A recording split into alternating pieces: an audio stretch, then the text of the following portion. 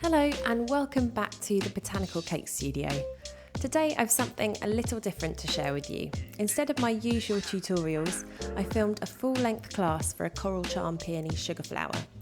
I've broken each stage of the process down into step-by-step videos to guide you through making this flower in the same way that I do for my paid classes in my online school.